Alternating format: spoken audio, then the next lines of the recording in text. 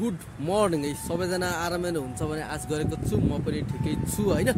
अनि आज पनि धेरैजनाले मलाई जति पनि रोमानिया एप्लाई गर्न नयाँ हुनुहुन्छ उहाँहरूले चाहिँ दाइ म पनि रोमानिया आउन चाहन्छु हैन। 2025 मा रोमानिया आउँदा के प्रोसेसहरू हुन्छ, के कति टाइम लाग्छ, के कति लागनी लाग्छ हैन। इन्डिया एम्बेसीमा कति के चार्ज लाग्छ, के अरे भिसा फी कति लाग्छ, त्यहाँ अपोइन्टमेन्ट गरेको कति लाग्छ, त्यो टोटल कस्टदेखि म सुरु एप्लाई गरेदेखि भिसासम्मको रोमानिया आउनेसम्मको तपाईँहरूलाई चाहिँ फुल डिटेल इन्फर्मेसन दिन्छु हैन। कृपया भिडियोमा नयाँ हुनुहुन्छ भने चाहिँ च्यानललाई सब्सक्राइब गरिदिनु होला। यदि पुरानो छ भने चाहिँ अब माया गरिराख्नु सधैँभरि माया देखाइदिनु होला हैन। मलाई चाहिँ हल्का रुवा लाएर अझै नाक पनि टालिएको छ, त्यही भएर चाहिँ त्यस्तो राम्रो भोइस आएको छैन, त्यसको लागि चाहिँ माफी चाहन्छु। आगामी दिनहरूमा म निको भएपछि तपाईँहरूलाई चाहिँ प्रकष्ट बुझ्ने तरिकाले चाहिँ भनिदिन्छु हैन। अनि आजको भिडियो स्टार्ट गरौँ हैन। अब सुरुमा चाहिँ अब जति पनि 2025 मा हैन एप्लाई गर्नु भएको छ उहाँहरूको लागि भनेको अब मेन भनेको तपाईँहरूको त मेन पावरमा भर पर्छ। अब कति टाइममा लगाउँछ भन्ने, अब कतिको छिटो मान्छेहरू पठाएको छ भन्ने त्यहीमा भर पर्छ है। अब कुनै मेन पावरले 1 वर्षभित्रमै काम सबै गरेर पठाउँछ हैन।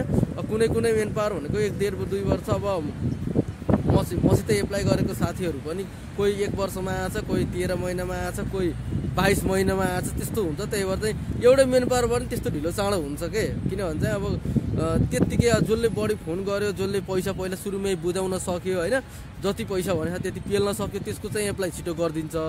जसले चाहिँ पैसा दिँदैन, फोन उठाउँदैन, त्यस्तो मान्छेको चाहिँ एकदम ढिलो हुन्छ। त्यो अहिलेसम्मको सबैले बुझिराखेको कुराहरू हो हैन।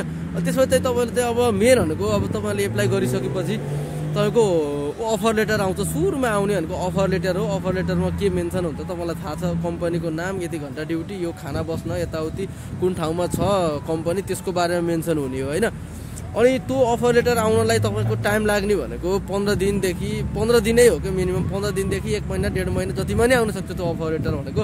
यता कम्पनीले अफर गर्ने हो, मेरो कम्पनी यस्तो छ, यति खाना बस्न यति, स्यालेरी यति भनेर तपाईँहरूलाई चाहिँ मेन्सन गरेर एउटा पेपर बनाएर अनि तपाईँलाई पठाउने हो। त मेन पावरमा पठाउँछ, मेन पावरको मान्छेले तपाईँलाई पठाउँछ। त्यसपछि चाहिँ तपाईँलाई अब चित्त बुझ्यो यसमा ठिक छ भने कन्ट्याक्ट पेपर अनि तपाईँले साइन गर्न सक्नुहुन्छ। त्यसमा तपाईँलाई ड्युटीहरू मन पर्यो, यति घन्टा ड्युटी, अब खाना बस्नको सुविधाहरू छ हैन।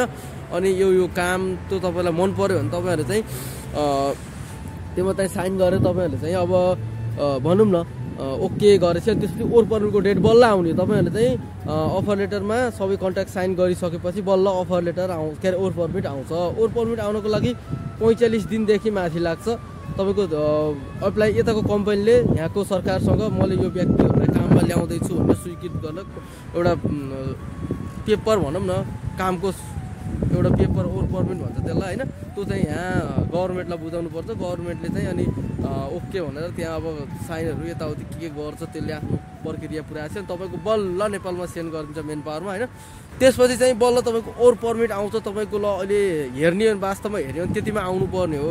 45 दिनदेखि 2 महिनाभित्रमा आउनुपर्ने हो। तर चाहिँ त्यस्तो हुँदैन। कसैको आउनलाई 10 महिना लागेको छ, कसैलाई 12 महिना, 1 वर्ष, 1.5 वर्ष नै लागेको छ। त्यो भनेको मेन पावरको हातमा हुन्छ। मेन पावरले काम गरेको छैन, यदि मेन पावरले अहिलेसम्म रोमानिया मान्छेहरू त्यति धेरै पठाएको छैन भने त्यस्तो मेन पावरबाट आउँदाखेरि तपाईँहरूलाई पक्कै पनि ढिलो हुन्छ। अनि अब तपाईँको ओर पर्मिट आयो, अफर लेटर सबै आयो भनेपछि तपाईँको चाहिँ मेन नेक्स्ट प्रोसेस भनेको तपाईँको इन्डियाको डेटको लागि। जो कोहीले भन्नुहुन्छ भिसा रोमानिया आउनको लागि भिसा पठाउन मिल्छ कि मिल्दैन रोमानियाबाट भनेर भन्नुहुन्छ। रोमानियाको लागि डाइरेक्ट यहाँबाट भिसा पठाउन मिल्दैन। तपाईँलाई यहाँबाट पठाउने भनेको हामीले त्यो ओर पर्मिट मात्रै। ओर पर्मिट पठाएपछि ओर पर्मिट तपाईँको हातमा पर्छ। त्यसपछि चाहिँ तपाईँहरूलाई चाहिँ जुन मेन पावर छ त्यसले चाहिँ तपाईँहरूलाई चाहिँ ओर पर्मिटहरू अरू डकुमेन्टहरू कलेक्सन गरेर तपाईँलाई चाहिँ एम्बेसीमा एपोइन्टमेन्ट लिनुपर्छ होइन। त्यसपछि चाहिँ चाहिँ हात ठिरायो साथीहरू, एकदम चिसो छ कि एकदम हात मोबाइल अडाउनै नसक्ने अवस्था छ। आज एकदम चिसो बढेको छ हिजो र आज होइन। अनि अपोइन्टमेन्ट लिएपछि चाहिँ अब 3-4 महिना 5-6 महिना जति पनि लाग्न सक्छ। टाइम हेरेर हुन्छ। कुनै बेला एम्बेसीमा धेरै मान्छेहरू भएको हुन्छ, कुनै बेला मान्छेहरू कम हुन्छ होइन। एकदम मान्छेहरू भएको बेलामा तपाईँहरूको अपोइन्टमेन्ट डेट ढिलो आउन सक्छ। तर ओर पर्मिटको डेट चाहिँ 6 महिना हुन्छ। तपाईँको ओर पर्मिट आइसक्यो भने तपाईँको 6 महिनाभित्र चाहिँ एमबेसीमा चाहिँ पेस्ट गर्नुपर्छ। त्यसपछि चाहिँ तपाईँको त्यहाँबाट उता जति टाइम लाग्यो नि केही हुन्न, एमबेसीमा चाहिँ पेस्ट हुनु पऱ्यो होइन। त्यसपछि चाहिँ 4-5 महिनाको अहिले नर्मल्ली पनि भन्यो भने 5-6 महिनाको डेट पाइरहेको छ मान्छेहरूले। 4 देखि 5-6 महिनामा पाउँछ तपाईँको डेट चाहिँ अलिक, किनभने चाहिँ मान्छेहरू अब अफ सिजन थियो त्यसको कारणले त्यति एप्लाईमा त्यति अपोइन्टमेन्ट डेट लिएको थिएन। त्यही भएर चाहिँ अब जुन सिजन लाउँछ त्यतिखेर चाहिँ झन् भट्टाभट काम हुन्छ होइन, काम पनि भट्टाभट हुन्छ, तपाईँको डेट पनि राम्रो छिटो पाउँछ, 4-5 महिनामै पाउँछ। त्यही भएर चाहिँ नआत्तिनु होला होइन। अनि अर्को कुरा भनेको अब तपाईँहरू चाहिँ इन्डिया जानुपर्छ इन्टरभ्यू दिनको लागि। अब तपाईँहरू मेडिकल चाहिँ फिट हुनु पर्यो। पहिला सुरुमा एप्लाई गर्ने बित्तिकै ऊ गराउँछ, तपाईँहरूलाई थाहा छ, तपाईँको मेडिकल टेस्ट गराउँदा तपाईँको चाहिँ छातीको एक्सरे गर्छ होइन, अनि तपाईँको ब्लड र पिसाब चेक त्यति मात्रै गर्छ। त्यतिमा चाहिँ तपाईँको चाहिँ केही हुनु भएन। अब कसैलाई बिपी होला, बिपी हाई, कसैलाई प्रेसर होइन, यो छ भने खासै त्यस्तो हुन्न, तर अलि गम्भीर खालकै रोगहरू छ, त्यस्तो देखिने खालको छ भने चाहिँ तपाईँहरूलाई चाहिँ अलिक गाह्रो हुन्छ होइन। त्यस्तो मान्छेहरू चाहिँ आउन पाउँदैन, किनभने चाहिँ अब रोग लागेको मान्छेलाई यहाँ आएर फेरि रिक्समा आउने तपाईँहरू। यति यहाँ आएर फेरि कम्पनीले फेरि तपाईँलाई फेरि भनौँ न फेरि मेडिकल गरेर तपाईँलाई फेल गराइदियो भने त तपाईँ त फेरि अब नेपाल जानुपर्छ नि त। त्यही भएर चाहिँ है मेन पावरसँग तपाईँले डिलिङ गरेर आउने हो त्यस्तो कुराहरूमा चाहिँ होइन। अब यहाँ आएर नगर्न नि सक्छ, गरेन भने त तपाईँले काम गर्न पाउनुभयो, नत्र चाहिँ यहाँ आएर नि फेरि गऱ्यो भने त फेरि तपाईँहरूलाई गाह्रो हुन्छ नि त।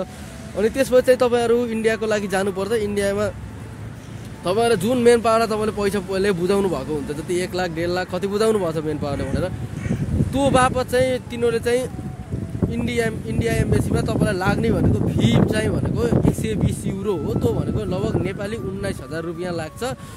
कसैले 50,000 माग्यो भन्छ, कसैले 60,000 माग्यो भन्छ, त्यत्रो लाग्दैन। त्यहाँको अपोइन्टमेन्टको लागि फी लाग्ने भनेको 19,000 रुपियाँ नेपाली लाग्छ। लगभग 12,000 साढे 12,000 रुपियाँ आइसी लाग्छ, त्यहाँभन्दा बढी तपाईँलाई लाग्दैन। त्यो तपाईँले बुझ्न जरुरी छ। र आफ्नो मान्छेहरूलाई, आफ्नो मेन पावरको मान्छेहरूलाई जसले 1.5 लाख रुपियाँ मागिरहेछ, 50,000 60,000 लाग्छ इन्डियामा भइरहेछ, त्यसको लागि चाहिँ यो कुराहरू भनिदिनु होला होइन, त्यति लाग्छ। अनि खाना बस्नको लागि चाहिँ तपाईँहरू चाहिँ आफूले पर्सनल लानुपर्छ। त्यहाँ इन्डिया जाँदाखेरि चाहिँ लगभग त्यस्तै लगभग तपाईँले 20-25 हजार जति लिएर जानु भने पुग्छ नेपाली। 25 हजार त्यही 12-13 हजार 14-15 हजार जति चाहिँ आइसी लिएर जानु होला। आइसी 15 हजार जति लिएर जानुभयो भने चाहिँ तपाईँलाई पक्कै पनि हुन्छ है। अनि अरू चाहिँ नेपाली लानु होला। अब नेपालबाट जाँदाखेरि कसैको नेपाली पनि चलाउँछ क्या, किनभने चाहिँ नेपाली पैसाहरू गाडीले लिन्छ क्या, किनभने चाहिँ नेपालबाट डाइरेक्ट इन्डिया जाने बसमा चाहिँ लिन्छ। तपाईँहरूले नेपाली पैसा दिँदा नि हुन्छ। 15 हजार जति आइसी लिएर जानु भने तपाईँलाई 1-2 दिन बस्ने हो, मजाले पुग्छ, ढुक्क भएर जानु होला। अनि इन्टरभ्यू दिएर आउनु होला। त्यहाँ गएर पास हुनुहुन्छ, पहिला पास हुनुहुन्छ तपाईँहरू। पास भएपछि चाहिँ त्यसरी बल्ल भिसा लाएर तपाईँहरू रोमानिया आउनु सक्नुहुन्छ। त्यसको लागि चाहिँ टोटल प्रोसेसिङ टाइम भनेको एकदम राम्रोसँग काम भयो भने 1 वर्षभित्र तपाईँहरू रोमानिया आउन सक्नुहुन्छ नेपालदेखि। राम्रो मेन पावरले काम फटाफट गरिदिएर यताउति नहिचकिचाइ काम गर्यो भने 1 वर्षमा तपाईँहरू रोमानिया आउन सक्नुहुन्छ। अब लगानीको चाहिँ कुरा गर्नुपर्दा चाहिँ मेन पावर अनुसारले फरक छ। कसैले 7 लाखमा आएको छ, कसैले 7.5, कसै 8, कोही 9, कोही 10मा पनि आएको छ अहिलेको समयमा होइन। अब तपाईँले कतिसम्ममा डिलिङ गर्न सक्नुहुन्छ भन्ने कुरा हो। अब यहाँको सेलेरीको कुरा गर्नुपर्दा चाहिँ अहिले भनेको चाहिँ 4,050 तपाईँको यहाँको सेलेरी भए तापनि, तर चाहिँ यहाँ पाउने भनेको त्यत्रो पाउँदैन। तपाईँले पाउने भनेको बेसिक स्यालेरी भनेको 3,000सम्म 2700-2800 सुरुमा पाउने भनेको तपाईँले त्यही नै हो। 8 घन्टा ड्युटी, 5 दिन काम, खाना बस्न कम्पनीको, त्यति गरेर तपाईँले नेपाली 75-80 हजार रुपियाँ चाहिँ यहाँ कमाउन सक्नुहुन्छ। अब लगानी चाहिँ तपाईँले चाहिँ त्यो अनुसारले यहाँ आउँदा तपाईँलाई ठिक हुन्छ कि हुँदैन भन्ने चाहिँ तपाईँले सोच्नुहोस् एकचोटि। यति लगानी गरेर त्यहाँ गएर 80-90 हजार कमाउन ठिक उचित हुन्छ कि हुँदैन भन्ने कुराहरू चाहिँ तपाईँले गर्नु होला। अब एउटा युरोप हो, युरोपको सपना बोकेर आउँदाखेरि चाहिँ अब पैसाको लागि नै हो भने त छैन यो ठाउँमा, तर भविष्यमा पछि सुरुमै सफलता हुन्छ भन्ने छैन क्या। तपाईँहरूको चाहिँ केही समय 5-6-7 वर्ष तपाईँ चाहिँ युरोप भने नि कष्ट चाहिँ गर्नुपर्छ, स्ट्रगल गर्नुपर्छ। त्यसपछि बल्ल केही न केही तपाईँहरूलाई सफलता मिल्छ। यहाँ नआत्तिनु होला। सबैले एप्लाई गर्नुभएको, एप्लाई गर्ने हुनेहरूले चाहिँ एप्लाई गर्नु होला राम्रो मेन पावर खोजेर। नआत्तिनुहोस्, बिस्तारै हुन्छ। सबैले जानलाई पोजिटिभ आफ्नो मनमा शान्त राख्नुहोस्। सबैजनाको हुन्छ, सबैजना टेक केयर। भाइ मेरो एकदम हात गल्यो होइन, हात गल्यो भन्दा नि यो चिसोले मेरो नङै उकिएला जस्तो भयो, एकदम चिसो भइरहेछ। आज चाहिँ बवाल हावा लागिरहेछ होइन। सिउ नेक्स्ट ब्लग। त्यसो जय श्रीराम, जय। सबैजना टेक केयर।